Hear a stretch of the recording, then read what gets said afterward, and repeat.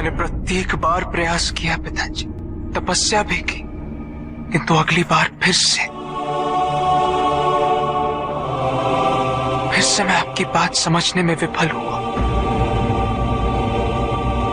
इसका क्या कारण है पिताजी? जिस मन पर शब्दों का आक्रमण हो, वो मन तो निरंतर एक खोज में खोया रहता है। कभी शास्त्रों में, कभी पर्वतों पर, कभी समुद्र के किनारे, तो कभी तीर्थ स्थलों पर, कभी मंदिरों में, कभी वन में। किंतु जो वो खोज रहा होता है वो कभी मिलता नहीं,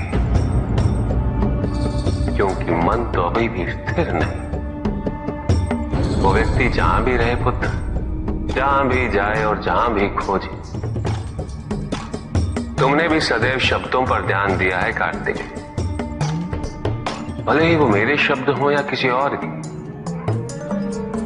तुम्हारी प्रतिक्रिया तो उन शब्दों पर ही आती, और जो मन केवल शब्दों को सुनता है,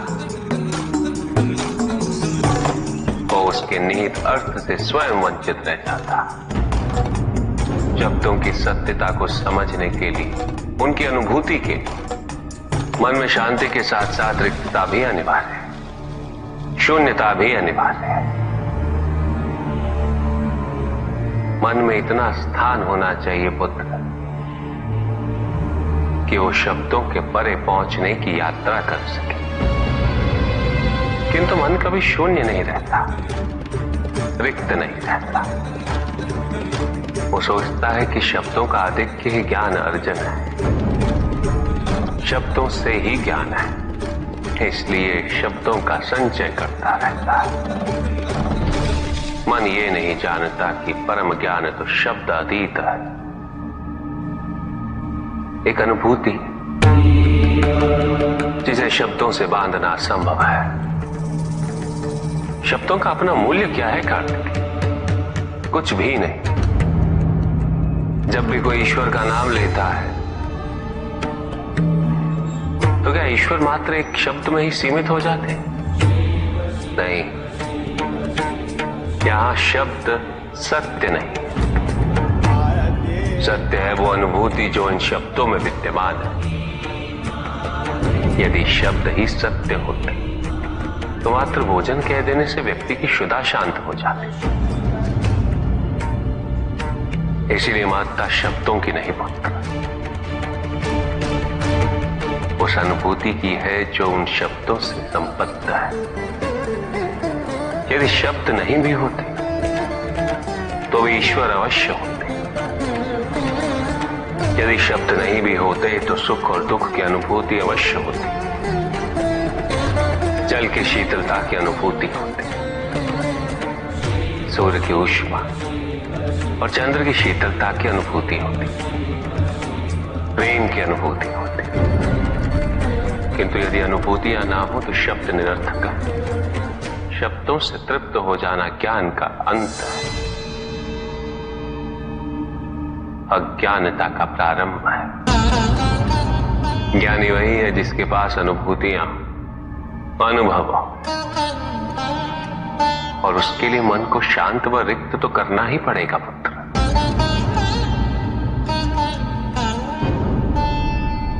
युद्ध किसी व्यक्ति से नहीं गणेश, मानसिकता से होता है। युद्ध में संघर्ष अच्छाई या बुराई का नहीं होता, सभी में अच्छाई है और बुराई भी है पुत्र।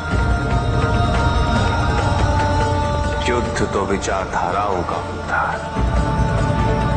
व्यक्ति अपने पराक्रम पर, अपनी क्षमता पर विश्वास कर युद्ध करता है, और जब उस विश्वास को क्षति पहुंचती है तो सब कुछ निरर्थक प्रतीत होने लगता है। किंतु आपसे पराजित होकर भी लोहितांग क्यों नहीं समझ रहा?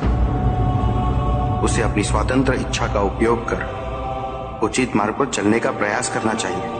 व्यक्ति अपने को खो दे समझती है, व्यक्ति अपने को समर्पित कर दे, छोड़ दे अहंकार को, तो ब्रह्म की इच्छा ही पूर्ण होती है। और अभी भी वही फलित हो रही है। ऐसा नहीं है कि हम उससे भिन्न फलित करा लेंगे, लेकिन व्यक्ति भिन्न फलित कराने में लड़ेंगे, टूटेंगे, नष्ट हो। एक नदी में एक बार बाढ़ आ गई पुत्र। दो छोटे से तृण उसमें बह रहे थे और उसमें से एक नदी में तिरछा पड़ गया और वो बाढ़ को रोकने का प्रयास कर रहा था। वो अत्यंत ऊंचे स्वर में कह रहा था कि नदी को आगे नहीं बढ़ने देगा। यद्यपि नदी तो बस बढ़ती ही जा रही थी। वो फिर ऊंचे स्वर में यही कह रहा था कि मैं इसे अवश्य रोकूंगा, यद्यपि रोक नहीं पा रहा था। नदी को तो उसके संघर्ष का कुछ भी पता नहीं चल रहा था, किंतु नदी को उसके होने या ना होने से क्या अंतर। उस कण के लिए तो यह अत्यंत महत्वपूर्ण था। उसका जीवन तो संकट में था। वो तो बस बहे जा रहा था। वो जहां भी पहुंचता, किंतु उससे पहुंचना तो संघर्ष करके ही था। किंतु ये बीच का क्षण, ये बीच का काल दुख, पीड़ा, द्वंद्वता का काल है। वहीं दूसरी ओर जो दूसरा तृण था, उसने अपने को समर्पित कर दिया। वो तो नदी में सीधा पड़ा हुआ था। नदी के प्रवाह के साथ साथ बहता जा रहा था और उसे ऐसा प्रतीत हो रहा था जैसे कि वो नदी को दिशा दे रहा है, उसे प्रवाहित होने में सहायता कर रहा हो। वो तो ये निश्चय कर बैठा था कि नदी को समुद्र तक पहुंचाकर ही रहेगा, किंतु नदी को उसकी उपस्थिति का भी आभास नहीं था। नदी पर उन दोनों के होने या ना होने का कोई प्रभाव नहीं था। नदी तो बस बहे जा रही थी। ब्रह्म की इच्छा को जाना नहीं जा सकता, किंतु ब्रह्म के साथ एक अवश्य हुआ जा सकता, और तब व्यक्ति की अपनी इच्छा तो खो ही जाती है। केवल उसकी इच्छा ही शेष रह जाती है। द्वैतांग को अपनी आगे की यात्रा पूरी करने हेतु अत्यंत महत्वपूर्ण निर्णय अवश्य लेने होंगे। केवल उसके अहंकार को अपितु उसके आत्मसम्मान को भी क्षति पहुंची। जहां से इस युद्ध का अंत हुआ है, वहीं से लोहितांग के अंतर युद्ध का आरंभ हुआ है। और जो भीतर पराजित होता है, उसे हर दिशा में केवल पराजय ही दिखती है।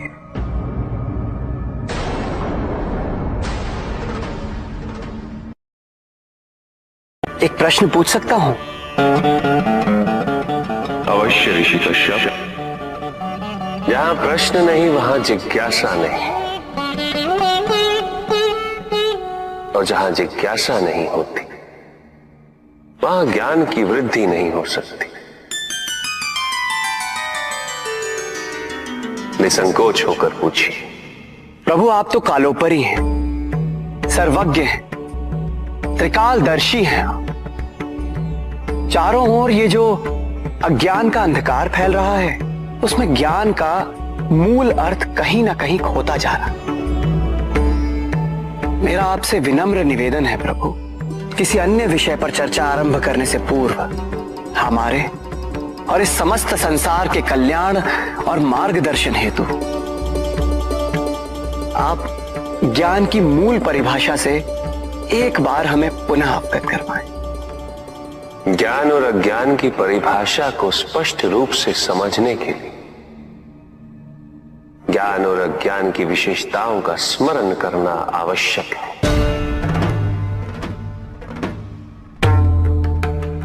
जिसके कारण स्वार्थ, विनाश, क्रूरता, अशांति और भय में वृद्धि हो,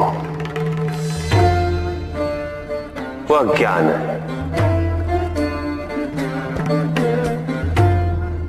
किंतु जो व्यक्ति को उदार, निर्भीक, सहनशील और विनम्र बनाए, वही ज्ञान है। अज्ञान की शक्तियां दुरुपयोग करने हेतु प्रेरित करती हैं, किंतु जो अपनी शक्तियों और अपने सामर्थ्य के प्रति अपने उत्तरदायित्व को समझाए, जो न केवल अपने अपितु अपने से पहले संसार के उद्धार हेतु प्रोत्साहित करे, वो ज्ञान है। ज्ञान का मूल उद्देश्य ही परोपकार है, सृजन है। दूसरों की भावनाओं को समझना, उनका आदर करना, यही ज्ञान है। क्योंकि ज्ञान हमें न केवल अपने अपितु दूसरों के दुख और सुख के प्रति भी संवेदनशील बनाता है। किंतु जो दूसरों की भावनाओं का अनादर करे,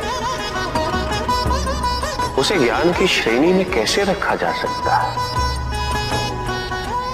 अज्ञान के कारण व्यक्ति सांसारिकता में बंधता जाता है, मोह माया में उलझता जाता है। अज्ञान परम सत्य से दूर ले जाने का माध्यम है, किंतु ज्ञान व्यक्ति को परम सत्य की ओर ले जाता है। ज्ञान मुक्तिदायक है, मोक्ष का मार्ग है, और इस मुक्तिदायक ज्ञान का सर्वोच्च रूप है आत्मज्ञान, और यही ज्ञान की पूर्णता भी है। अब प्रभु, तांडव की परिभाषा क्या है? क्या है तांडव? उसे आरंभ करने से पूर्व मन में कैसे भाव होने चाहिए? तांडव नृत्य जगत की 5 क्रियाओं का संकलन है। सृष्टि, स्थिति, प्रलय, तिरोभाव और अनुग्रह। अग्नि, जल, वायु, पृथ्वी और आकाश। मेरे नृत्याकार शरीर के 5 मुख, इन्हीं 5 भूतों से ब्रह्मांड का निर्माण होता। पृथ्वी से सभी भूतों के शरीर बनते हैं और उनका पालन जल से होता है, और संपूर्ण भूतों का अंत अग्नि से होता है।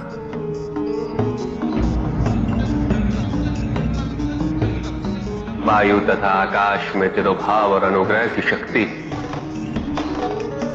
इस प्रकार मेरे ये 5 महाभूत मुख मेरे नृत्य की 5 महाक्रियाओं का प्रतीक है। धन आवश्यक है ऋषियत्र, क्योंकि धन मूल आवश्यकताओं को पूरा करने में सहायक होता है।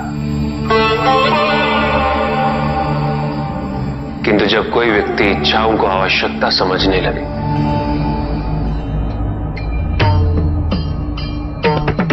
तो धन कितना ही क्यों ना पर्याप्त नहीं होता, क्योंकि इच्छाएं अंतहीन है। इसलिए मनुष्य कभी ना समाप्त होने वाली इच्छाओं की पूर्ति हेतु धन संचय को ही अपने जीवन का लक्ष्य समझ लेता है।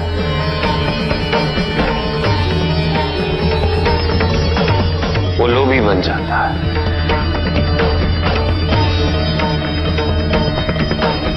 वो भूल जाता है कि उसके जीवन का मुख्य लक्ष्य ईश्वर के समीप आना है।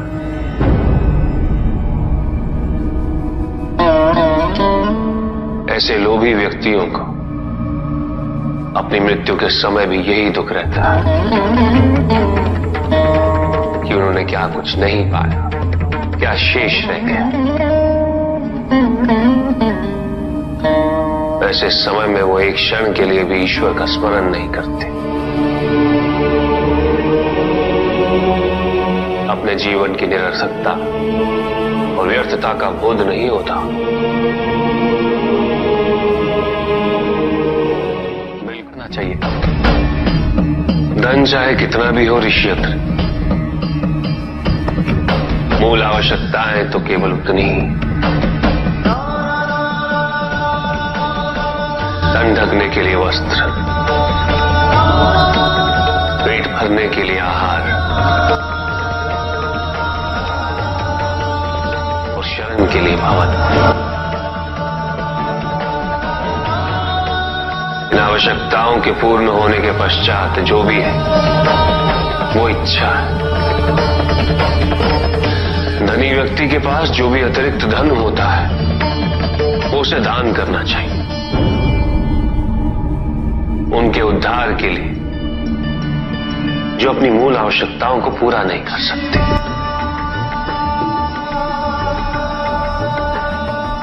ऐसा करने से संसार में समानता होगी, द्वेष नहीं होगा, सद्भावना बनी रहेगी। किंतु कुछ व्यक्ति इस तथ्य को समझ ही नहीं पाते। उन्हें अपने एकत्रित किए हुए धन से इतना मोह हो जाता है कि वो उसका एक अंश भी किसी और को नहीं देना चाहते।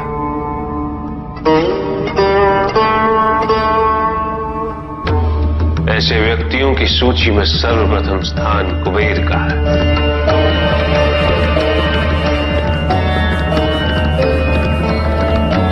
इस संसार में सबसे अधिक धन उन्हीं के। शक्तिशाली बनना अत्यंत कठिन है, किंतु उससे भी कठिन होता है शक्तिशाली बने रहना। और इसके लिए आवश्यक है कि हम शक्तियों से प्राप्त हुए उत्तरदायित्व का सम्मान करें।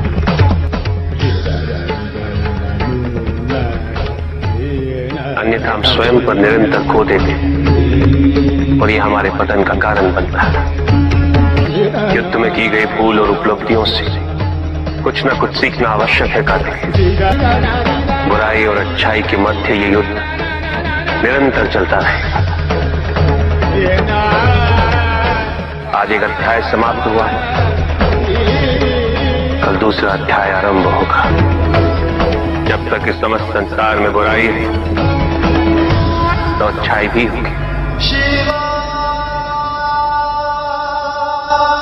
किंतु अच्छाई और बुराई के युद्ध में जीत सदैव अच्छाई की ही होगी। प्रभु, क्या संसार में केवल सुख का होना संभव नहीं है? प्रत्येक आत्मा का लक्ष्य केवल सुख की प्राप्ति ही तो है।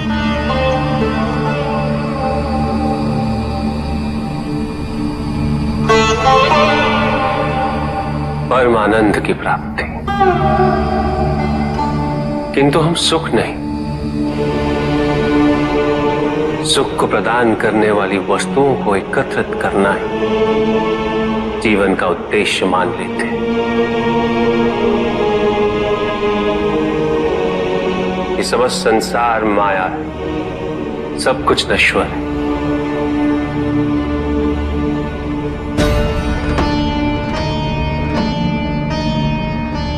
जिन वस्तुओं को हम सुख का स्रोत समझकर एकत्रित कर रहे हैं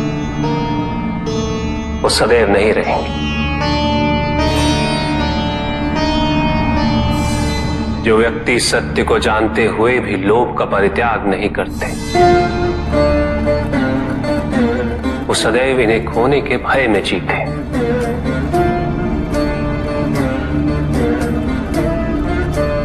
और जो व्यक्ति सत्य को जानते ही नहीं वो अहंकार में जीते।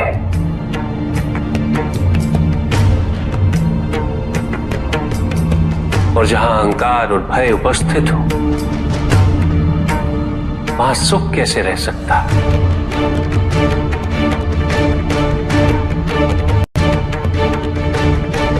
किसी को यह दुख है कि उसके पास कुछ भी नहीं, और जिसके पास सब कुछ, उसे यह दुख है कि पाने को कुछ शेष नहीं। सुख को हम स्वयं अपने दृष्टिकोण से परिभाषित कर देते हैं, जबकि वास्तविकता इससे भिन्न है।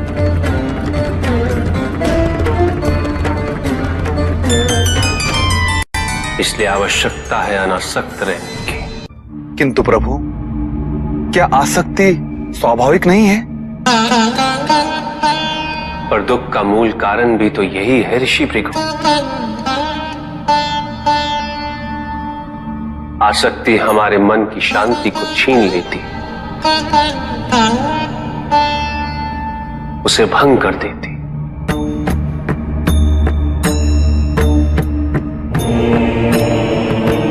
हमारी बुद्धि को स्थिर नहीं रहने देती, उसे चंचल बना देती।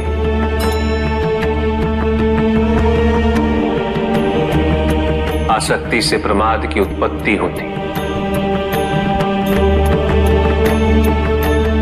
प्रमाद मद होता है, और मद अहंकार का स्रोत है, और अहंकार पूर्णतः शुभता में परिवर्तित हो जाता है।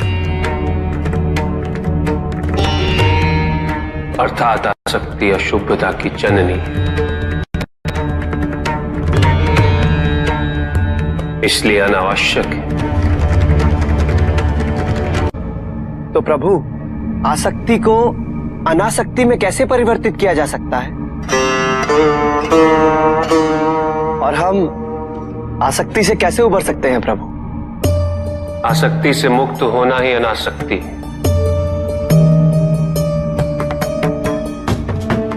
आसक्तिहीन होने के लिए अपने और पराये का भेद मिटाना अनिवार्य है।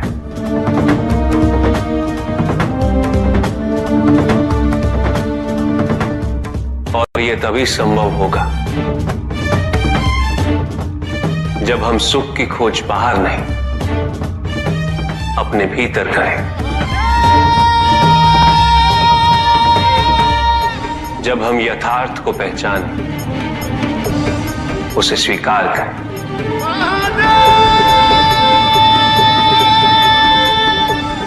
हम अपने सुख को सांसारिक तत्वों से परिभाषित नहीं करें। जब तक हम ऐसा करते रहेंगे, हम बंधते जाएंगे। जब हम स्वयं अपने भीतर झांकना आरंभ करेंगे, हमारी मुक्ति का मार्ग स्वतः प्रशस्त होता जाएगा। महादेव, आपने हमें दुख का कारण तो बता दिया। प्रभु, ये विवाह मुझे स्वीकार्य नहीं है प्रभु। मैं मेरे जीवन का प्रत्येक क्षण आपकी सेवा में समर्पित करना चाहता हूं। मैं नहीं चाहता हूं कि मेरा कोई भी संबंध मेरे भक्ति को विभाजित या बाधित करने का कारण बने। नंदी, विवाह तुम्हें मेरी भक्ति के लिए अयोग्य कैसे बना देगा? उसमें बाधा कैसे उत्पन्न कर देगा? माता, आपके और प्रभु के बीच में इतनी चुनौतीपूर्ण स्थितियां उत्पन्न हुई, फिर भी आप दोनों स्थिर रहे। किंतु मेरे लिए यह संभव नहीं है माता, क्योंकि मैं अपने दायित्व के मार्ग में कोई भी विकर्षण सहन ही नहीं कर सकता। नंदी, मेरे एक प्रश्न का उत्तर दोगे? पहले तो तुम केवल मेरे प्रति ही समर्पित थे, किंतु अब तुम मेरे साथ साथ पार्वती की भी आराधना करते हो।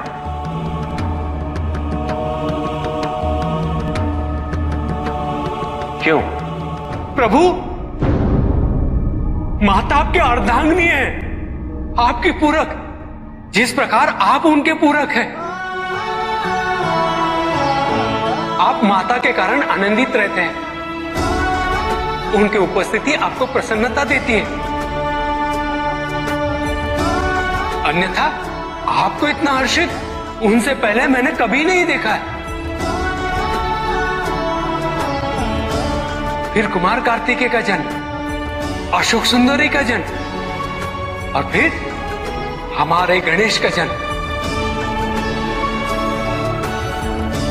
प्रभु, इस प्रकार मैंने कैलाश को पूर्ण होते हुए देखा है और ये सब माता के कारण ही हुआ है।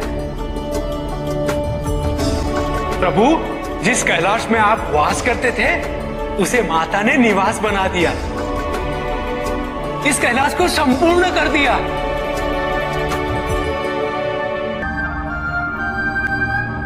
अर्थात व्यक्ति की पूर्णता हेतु विवाह आवश्यक है नंदी। जैसे स्वामी और हम एक दूसरे के पूरक हैं, उसी प्रकार तुम्हारी अर्धांगिनी और तुम एक दूसरे के पूरक बनोगे। विवाहित जीवन की अनुभूति, परिवार का सुख, उसके सुख और उसकी सुरक्षा के लिए संघर्ष, ये सभी अनुभूतियां व्यक्ति के विकास के लिए अनिवार्य है नंदी। किंतु प्रभु, मेरी स्वतंत्रता। स्वतंत्र तो वो नहीं है नंदी जो विवाह के विचार से भयभीत तो होते हैं या संकोच करते हैं, क्योंकि स्वतंत्रता तो वो है जो किसी भी विचार से प्रभावित ना हो, किसी भी सुख, किसी भी दुख से प्रभावित ना हो। और जो व्यक्ति इतना तटस्थ हो, जागरूक हो, उसकी स्वतंत्रता को तो विवाह से भी प्रभावित नहीं होना चाहिए। और फिर क्या गणेश, कार्तिकेय और अशोक सुंदर, ये सभी विवाह उपरांत परिवर्तित हो गए। क्या उनका विवाहित होना उनकी भक्ति और उनके समर्पण में बाधा बन गया नंदी? उनकी स्वतंत्रता में बाधा बन गया? क्या अपने माता पिता के प्रति उनका प्रेम और उनका सेवा भाव घट गया नंदी? फिर मेरे एक और पुत्र को ये चिंता क्यों?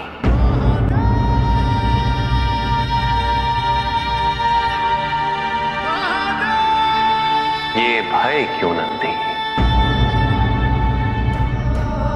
अग्नि जलाती है, जल बुझाता है।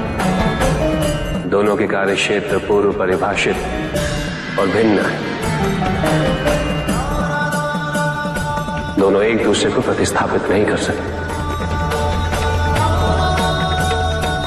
इसी प्रकार इस समस्त संसार में सभी की भूमिका पूर्व परिभाषित। संसार की यही विविधता इसकी विशेषता भी है।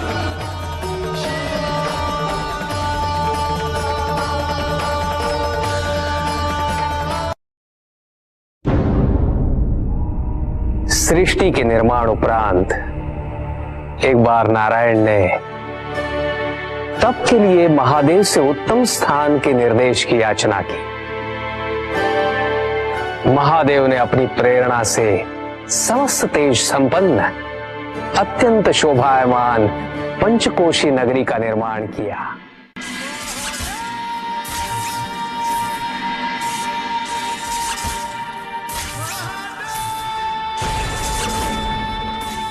वहां उपस्थित होकर नारायण ने बहुत काल तक तपस्या की।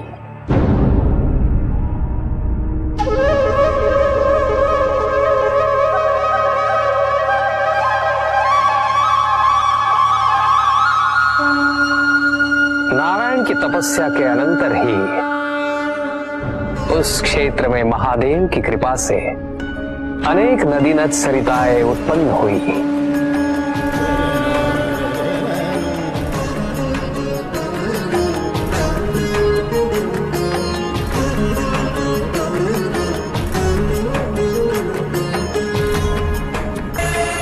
इस सब को देखकर आनंदमयी हो उठे नारायण ने जैसे ही अपना शीश हिलाया, उनके कान की मणि गिर पड़ी। मणिकर्णिका के उस पंचकोश वाले विस्तृत क्षेत्र को महादेव ने अपने त्रिशूल पर धारण किया। महादेव ने अपनी शक्ति से उस पंचकोशी तीर्थ को सभी 14 लोकों से पृथक रखा और आगे इन सब से अलग उसको मृत्युलोक में स्थापित किया। नारायण की ये मणिकर्णिका हमारे द्वारा निर्मित इस विश्व में स्थान पाए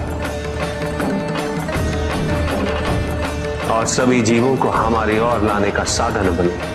महादेव, आपने कहा था कि आप इसे इस लोक में स्थापित करेंगे। अब समय आ गया है। महादेव की कृपा से उस मणिकर्णिका का विस्तार पंचकोश तक हो गया। ये मणिकर्णिका पंचकोश की काशी बनकर इस पृथ्वी पर सदैव रहेगी। यह अविनाशी है, चिरकाल तक। सृष्टि के अंत के पश्चात भी इसका अंत नहीं होगा। ये भूमि मुझे सदैव प्रिय रहेगी। यहां तप करके स्वयं नारायण तीनों लोकों को प्रकाशित किया, इसीलिए ये मुझे अत्यंत प्रिय है। मैं इसे कभी भी नष्ट और विनष्ट नहीं होने दूंगा। ब्रह्मदेव, जब संसार के आवर्तन के पश्चात प्रलय आएगा, मैं इस काशी को पुनः अपने त्रिशूल पर धारण करूंगा और नवीन संसार में पुनः स्थापित करूंगा और यहां मेरा अस्तित्व सदैव रहेगा।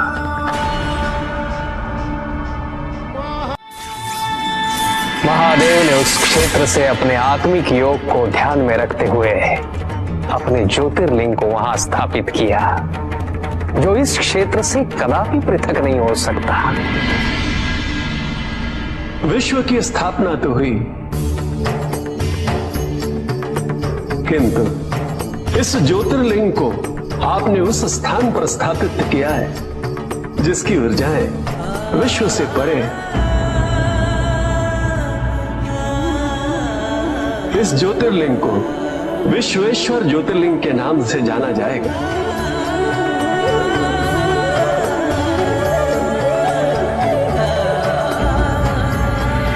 महादेव उस काशी को अपने त्रिशूल पर प्रलय और अनिष्ट की स्थिति में धारण कर उसका संरक्षण करते रहते हैं। इसीलिए ये क्षेत्र सभी लोगों से न्यारा है। नारायण की मणि गिरते ही उस स्थान का नाम मणिकर्णिका तीर्थ पड़ गया।